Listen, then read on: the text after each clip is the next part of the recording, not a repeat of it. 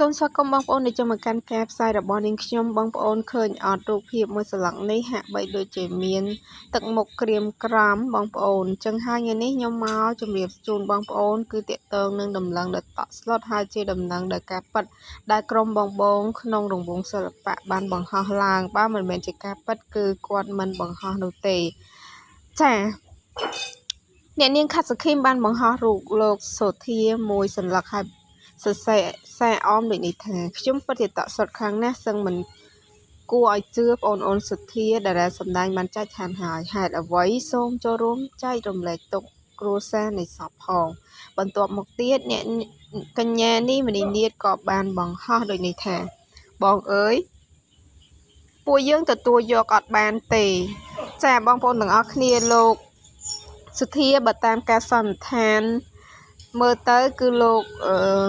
ស្លាប់ដោយសារតែរោគគាពៀតបងប្អូនលោកមានជំងឺប្រចាំកាយហើយចង់ដឹងថាតើជំងឺអ្វីនេះខ្ញុំនឹងតាមដានលម្អិតហើយនឹងចែកជូនបងប្អូនទាំងអស់គ្នាដើម្បីឲ្យច្បាស់សម្រាប់ថ្ងៃនេះគឺពិតជាសោកស្ដាយហើយតក់ស្លុតខ្លាំងមែនទែនមិនថាតែមិត្ត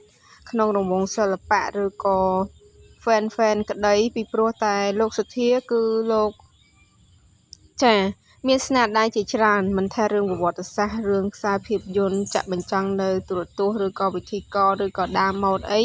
គឺលោកតែងតែបត់បែនបានគ្រប់កលៈទេសៈហើយសម្រាប់រឿងនីមួយៗគឺតួឯកក៏មានតួចាគឺគាត់លេងបានគ្រប់ទម្រង់តែម្ដងភាគច្រើនកាលពីជំនាន់យើងនៅក្មេងៗគាត់ជាតួឯកបងប្អូនអញ្ចឹងរឿងដែលគាត់លេងនឹងគឺល្អមើលហើយតួកាចក៏បានតួស្លូតក៏បានដែរបងប្អូនគឺបានដូចគ្នាពិតជាសោកស្ដាយខ្លាំងណាស់បងប្អូននាងខ្ញុំលើតំណែងនេះក៏តក់ស្លុតដែរហើយជឿជាក់ថានេះជាព័ត៌មានប៉ັດដោយសារតែក្រុមបងសិល្បៈគាត់ប្រកាសជាខលសួរឲ្យទៅគ្រួសារនៃសពឬក៏សាកសួរនៅអ្នកដែលចិត្តដិតរបស់លោកសុធាឲ្យបានហ៊ានបង្ហោះបែបនេះឡើងអញ្ចឹងសូមបងប្អូនចាំតាមដាននៅភាគបន្តសូមអញ្ញាតគ្រប់នឹងជម្រាបជួបនៅខ្ញុំនៅវីដេអូក្រោយ